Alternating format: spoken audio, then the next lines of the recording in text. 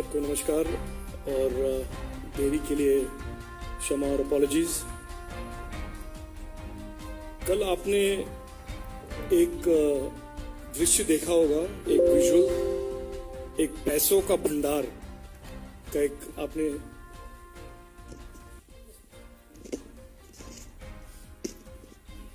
ठीक एक विजुअल और एक इमेज आपने देखा होगा कि एक पैसों का भंडार एक वेस्ट बंगाल के मंत्री के करीबी दोस्त के घर से 21 करोड़ का कैश और गोल्ड का ईडी के रेड के द्वारा एक्सपोज होना और उसका रियलिटी देश के सिटीजन्स के सामने रखना। और इस व्यक्ति के बारे में वहां के मुख्यमंत्री ममता जी ने काफी कुछ पहले से प्रशंसा किया हुआ था कि आप अच्छे काम कर रहे हैं, गुड जॉब। और कल तक ये पता नहीं था कि ये एक अच्छा काम क्या था, लेकिन आज ये तो स्पष्ट हो गया है कि वो अच्छा काम क्या कर रहे थे। 21 करोड़ का भंडार मैनेज करना, मैं मानता हूं ममता जी के लिए एक प्रशंसा वाली बात थी और उन्होंने उनको कॉम्प्लीमेंट किया था। इस देश में लोग बहुत मेहनत करते हैं, मेहनत के बाद उनका एक कमाई होता है। अगर आप बिजनेस में भी हो, मेहनत से प्रॉफिट्स, बिजनेस में कमाई होता है। और हमको देखने को मिल रहा है कि 21 करोड़ के कैश एक घर से निकलना, और वो भी पब्लिक पैसे से लूटकर, पब्लिक एसेट्स को लूटकर। इसीलिए मैं कहता हूं कि पॉलिटिकल करप्शन जो चीज है, ये एकेडमिक इशू नहीं है, ये विक्टिमलेस क्राइम नहीं है। ये लोगों का पैसा, मेहनत का पैसा, एक और टैक्स पेयर्स के पैसे, दूसरे और वेस्ट बंगाल के जनता के बेनिफिट और उनके बेनिफिट और स्कीम्स के लिए जो पैसे सरकार के पास आता है, उसका एक लूट। आप ये भी जानते हैं कि पिछले 2-3 हफ्ते या महीने कहिए, ममता जी एक तरह से एक फोर फ्रंट में रही हैं। एक मल्टी पार्टी एफर्ट, एक campaign to defame these agencies. यही एजेंसीज जो इन्वेस्टिगेट कर रहे हैं, एक्सपोज कर रहे हैं करप्शन को, पॉलिटिकल करप्शन को, उनको अंडरमाइन करने के लिए, उनको इंटिमिडेट करने के लिए एक तरह से एक प्रचार, एक managed deliberate campaign to intimidate these agencies and to try and somehow किसी तरह से इस केस को किसी तरह से कारपेट के अंदर छुपा दे, sweep it under the carpet, इसको पॉलिटिसाइज करें ताकि इसका जो डिस्कोर्स, इस पे डिस्कशन ना हो।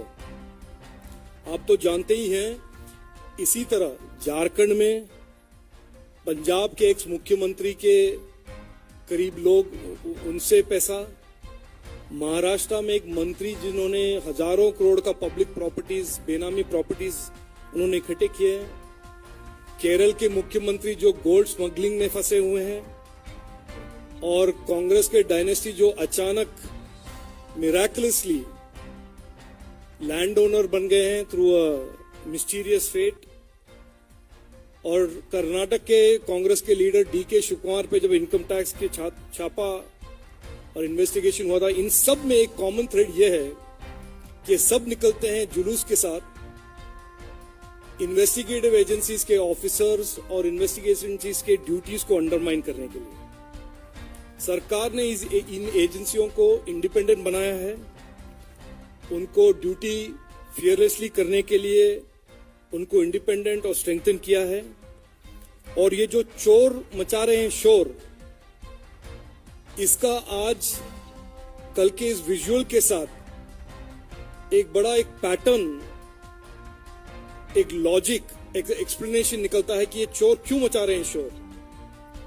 क्योंकि उनकी चोरी का जो एविडेंस है वो लोगों तक ना पहुंचे, उसको किसी तरह ऑब्फ्यूस्केट करें, उसको किसी तरह कंफ्यूज करें, उनका यही मकसद है। और ईडी के जो और ईडी और इन्वेस्टिगेटिव एजेंसीज के जो अफसर हैं उनको इंटिमिडेट करें, उनको अंडरमाइन करें। आपने हाल ही में 2 दिन पहले यहाँ पर दिल्ली में भी देखा कि यही एजेंसी जो कुछ पूछताछ करने वाले थे, तो देश भर में एक तरह से एक माहौल बनाया गया कि एजेंसीज को इंटिमिडेट करे और उनके इन्वेस्टिगेशंस को अंडरमाइन करे। बहुत कुछ मैंने आज सुबह थोड़ा रिसर्च किया था कि ईडी ने आज तक क्या क्या किया है। मैं ईडी के बिहाफ में नहीं कह रहा हूं, लेकिन just for your information 1,05,675 crores of illegal assets has been brought back into the mainstream to be used for the people of India by ED, by the investigation such as this. और इस कार्य में और इस effort में, political corruption के इस fight में बाधा डालना और इंटिमिडेट और अंडरमाइन करना एक तरह से एक पैटर्न बन गया है। और इसके बारे में चर्चा करने के लिए मैं आज आपके सामने हूं और मैं अभी दिलीप घोष जी को माइक देता हूं कि वो भी कुछ कहें।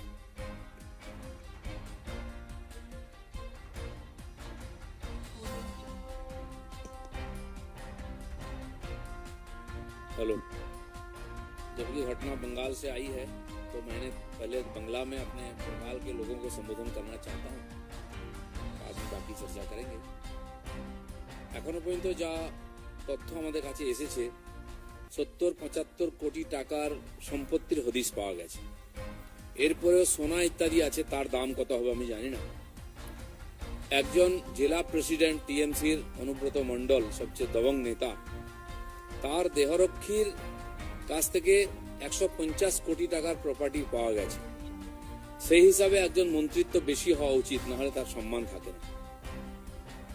একজন মহিলার খোঁজ পাওয়া গেছে যার 3টে ফ্ল্যাট এবং তার বাড়িতে 21 কোটি টাকা ইত্যাদি পাওয়া গেছে। এবং আরো একজন মহিলার খোঁজ পাওয়া গেছে যার সঙ্গে সম্পর্ক, মোনালিসা তার নাম, তিনি একটি ইউনিভার্সিটিতে পড়ান, শান্তিনিকেতনে থাকেন, তার নামে 10টা ফ্ল্যাট আছে। তার বাংলাদেশের কানেকশন আছে তার প্রোফাইল থেকে, এবং বাংলাদেশে যাওয়া আসার অনেক তথ্য, বিভিন্ন নেতার সঙ্গে ছবি, এবং তার ব্যাগ আছে, বঙ্গবন্ধুর ছবি ইত্যাদি তথ্য আছে। এই ধরনের একটা ভয়ঙ্কর পরিস্থিতি। পরশুদিন লক্ষ লোকের সমাবেশ থেকে মুখ্যমন্ত্রী প্রথম নৈতিকতার কথা বলছিলেন যে আমাদের ধনবান নয় হৃদয়বান হতে হবে, তার পার্টির লোকেদের জন্য বলছিলেন। আগে দেশ, পার্টির চেয়ে দেশ বড়। এবং আমি বলেছিলাম আমার এমপিরা রিক্সা করে চড়ে যাবে, কিন্তু স্করপিও কালচার চলছে। সমস্ত ছোটখাটো নেতার কাছেও স্করপিও আছে। 4 কোটি টাকার গাড়ি চড়ে কাউন্সিলর। একদিন পরে দেখা গেল একজন মন্ত্রীর এত সম্পত্তি। তারপরে বলা হচ্ছে প্রতিহিংসা। কেউ বলছেন যে সিবিআই যারা করছিল ইডি কেন এসেছে, কেউ বলছেন যে যদি আমাদের নেতাদের কোনো ক্ষতি হয় আমরা সিবিআই কে ইডি কে দেখে নেব, ধমকি দেওয়া হয়েছে কাল পর্যন্ত। আর এখনো মহামন্ত্রী পার্টির এবং মন্ত্রী যখন অ্যারেস্ট হয়েছেন, আমি জানি না কি বলবেন, তারা বলছেন ওই মহিলার সঙ্গে পার্টির কোনো সম্পর্ক নাই, ওই টাকার সঙ্গে পার্টির কোনো সম্পর্ক নাই। কাল হয়তো বলবেন পার্থবাবুর সঙ্গে পার্টির কোনো সম্পর্ক নেই। হাজার হাজার যুবক যুবতী পশ্চিমবাংলা যাদের ভবিষ্যৎকে অন্ধকার করে দিয়ে বাংলাকে দুর্নীতির পাঁকে ডুবিয়ে দিয়ে যারা রাজনীতি করছিলেন এবং চোখ দেখাচ্ছিলেন আমাদেরকে, এই সমস্ত তথ্য তাদের কাছ থেকে এসেছে। আমি জানি না পার্টি কি বলবে। পশ্চিমবাংলার মানুষ হতাশায় ভুগছিলেন, হীনমন্যতায় ভুগছিলেন। যে বাঙালি একদিন মাথা উঁচু করে ভারতকে নেতৃত্ব দিয়েছে, সেই বাঙালিকে আজকে চোর বলা হচ্ছে। পশ্চিমবাংলার পুরো সমাজ দুর্নীতিতে ছেয়ে গেছে। হাজার হাজার কোটি টাকার দুর্নীতি, মন্ত্রী, নেতা, এমএলএ, এমপি সবাই দুর্নীতিতে সিবিআইয়ের তদন্তের হাতে আছে। এই অবস্থা থেকে মানুষ মুক্তি চাইছে। আমি আশা করব এই যে তদন্ত শুরু হয়েছে একটা শেষ পর্যন্ত যাবে। টিএমসির সমস্ত নেতারা যারা শত শত কোটি টাকা কামিয়েছেন, বেশিরভাগ নেতা মন্ত্রী এই দুর্নীতির সঙ্গে যুক্ত। যথাসময়ে সে তথ্য আসবে। এটা হিমশৈলের চূড়া মাত্র এসেছে। সেই জন্য আমরা আশা করব দোষীরা সাজা পাবে এবং এই দুর্নীতি দূর হবে। धन्यवाद दिलीप भाई। इससे पहले कि आप लोगों के कुछ सवाल हम लोग ले, मेरा राजीव जी से आग्रह है कि एक बार अंग्रेजी में बोल देंगे तो ठीक है। इंग्लिश मीडिया के लिए भी बात रहेगी। Yesterday, the country at large and the people of West Bengal in particular saw this shameful sight of a mountain of cash being unearthed during a raid by the Enforcement Directorate on a close colleague of a West Bengal minister.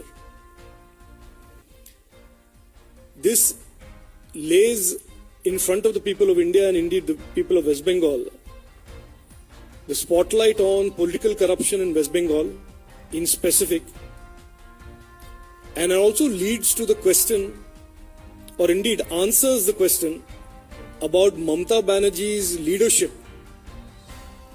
of abusing the ED, leading an attack of disinformation against the investigative agencies, and giving a political color to the investigation and prosecution of political corruption, not just by the West Bengal government, but by governments in Jharkhand, the former associate of the Chief Minister of Punjab, a government in the government of MVA government of Maharashtra, who had amassed thousands of crores of Benami properties, a Chief Minister of Kerala who is accused of gold smuggling. All of them have one common thread, that instead of answering the charges, and indeed I forgot the most important, the Congress dynasty's miraculous wealth creation efforts, all of them have a common thread in terms of responding to the investigation, which is to create mobs, to intimidate the officers who are doing their duty of these agencies that are mandated to pursue corruption cases without fear and favor. This intimidation of the ED and this intimidation of these CBI and other investigative agencies is particular to cases where political leaders are involved. The Enforcement Directorate, as I researched it this morning, has addressed scores of cases in this country, ranging from terrorism, from money laundering, from corporates, where over 1.5 lakh crores of rupees have been recovered to be used for the benefit of the people of India. But only when the case becomes a case which is close to these political parties or these political leaders do we see this mob, this intimidation against these agencies and these officials. In a country where every common citizen works hard to earn a living, every businessman works hard to eke out a profit, it is an unacceptable and shameful sight to see some politically connected leaders looting resources that are meant for the development of the people, development of people's of their states, and using it for their personal benefit. I will leave it at that. Thank you.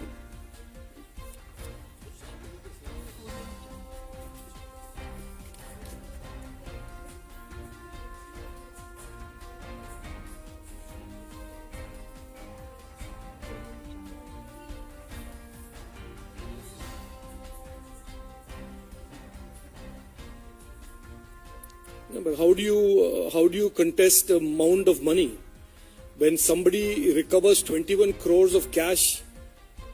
I mean, there is a limit to the obfuscation. There is a limit to creating smoke screens and diverting the attention of the people. And at some point, truth has a habit of piercing the veil of every smoke screen and every political drama. And in this particular case, as Dilip Das said, as well in Bengali, 21 crores of cash in a mountain recovered from the home of a person by the hard work of an investigative agency, frankly poses questions that are questions fundamental to the propriety of that government and the corruption that has led to that 21 crores. So I think the time for dharna and the time for drama is over. The time to answer real questions is here. Where did that money come from? And who was responsible for that money being diverted in that fashion?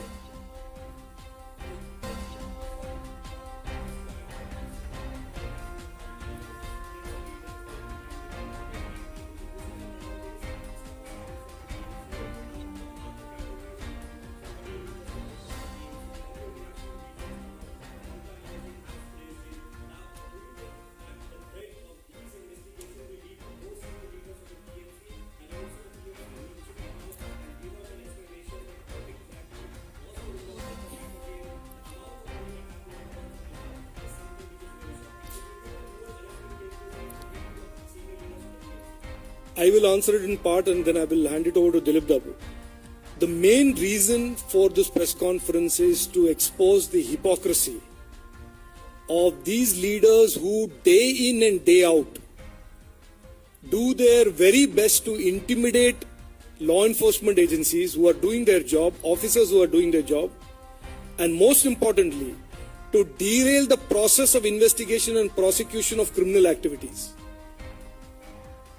That is the most important highlight that I want to present in front of you, that there is a pattern that when there is an illegality committed, when there is a crime that is exposed, instead of answering the crime or helping prosecute the crime, all of these leaders bring mobs out on into the road and try and intimidate the agency and stop them from doing their job. On the particular question about the minister, I will defer to Dilip Da.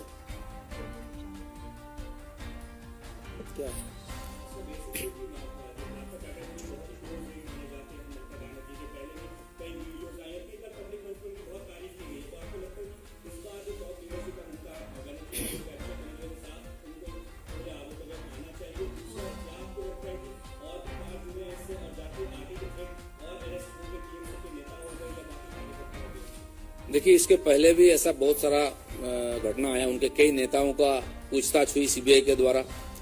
अभी 2 सप्ताह पहले उनके एक जिला president बहुत दबंग है, जो police को बम मारो बोलते हैं, उनके एक अंगरक्षक पुलिस का कांस्टेबल, उनके पास 150 करोड़ का प्रॉपर्टी मिली है। अभी पार्थो बाबू आजकल ये इतना तो उनके पास बुद्धि है कि पैसा अपने पास नहीं रखना चाहिए, और किसके पास, वो ईडी को पता चला, उनके वहीं से तथ्य मिला है। उस आधार पर जो जांच हुई, जो छापामारी हुई, उसे 21 करोड़ रुपया और सोना आदि अभी तक लगभग 70-75 करोड़ का प्रॉपर्टी का मिला है एविडेंस। जो महिला, अब पार्टी तुरंत बोल दिया ये महिला भी पार्टी से इनके कोई मतलब नहीं है, और वो रुपया जो मिला है वो भी पार्टी का नहीं है। खाली इतना नहीं बोला कि पार्थो बाबू का पार्टी से कोई मतलब नहीं है, क्योंकि वो महामंत्री भी है, पार्टी का मंत्री भी है। तो ये जो जबरदस्ती आंख दिखाते हैं कि सीबीआई को देख लेंगे, ईडी को देख लेंगे, कल तक भी ये धमकी दिया गया है। आज कुछ नेता बोलते हैं मुझे पूरी जानकारी नहीं है, मैं बाद में बताऊं, थोड़ी सी ढीली पड़ी है तेवर। लेकिन ये जो उनके एक एक नेता का बिल्डिंग देखेंगे, अभी जो बम ब्लास्ट हुआ था बीरभूम में 10 लोग मारे गए थे, उनके साथ जुड़े हुए 3-4 नेता का नाम आया था। सबका 4-4 मंजिल का बिल्डिंग है, करोड़ों का। और कौन थे? कोई मुर्गी काटता था पहले, कोई लेबर था इसमें कोलियारी में, ऐसे लोग हैं वो आज सैकड़ों करोड़ का मालिक हो गए हैं। ये सब देखते हैं। पार्थो बाबू का एक लॉकडाउन में 45 करोड़ का एक कॉलेज बनाया ईस्ट मिदनापुर में। अभी मेरे पास फोन आया, डायमंड हार्बर में एक स्कूल जहां काफी अफरा तफरी मच गया, इसके बाद एक प्राइवेट स्कूल, बड़ा स्कूल। ऐसे कितने प्रॉपर्टी किसके पास है, पब्लिक जानती है। लेकिन जो बोलता था उसको जेल में भर दिया जाता था। हम बोलते थे हमारे नाम पर हर कोर्ट में केस है वेस्ट बंगाल में, हमारे 42,000 केस चल रहा है लाखों कार्यकर्ताओं पर, इसका खिलाफ बोलने के लिए। आज भी बचने का प्रयास हो रहा है, हाथ काट दो शरीर बच जाए, चेहरा बचाने का प्रयास हो रहा है, लेकिन आज वो काल हो वो चेहरा तक हाथ पहुंचेगा।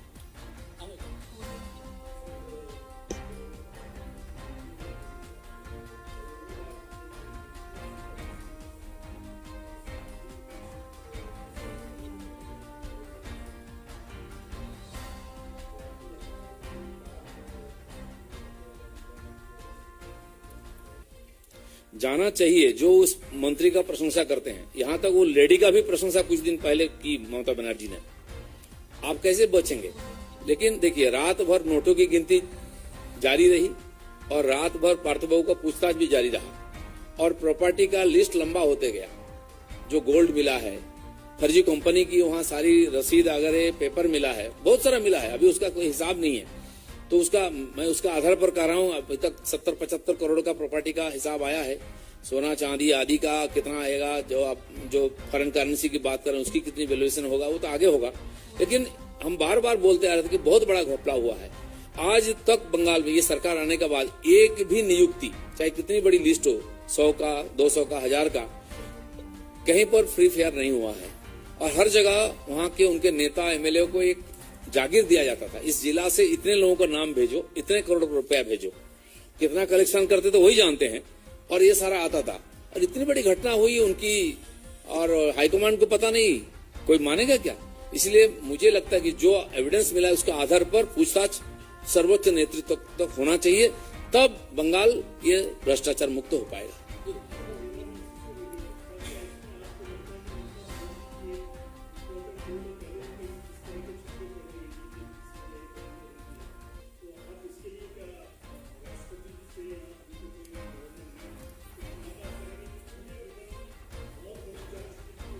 देखिए, अभी प्रोसेस जारी है, बहुत सारा छापामारी हो रही है, आगे भी होगा। जो वहां से एविडेंस मिल रहा है उसके आधार पर बहुत लोगों का नाम आएगा, बहुत नेताओं का, और आगे बढ़ेगा।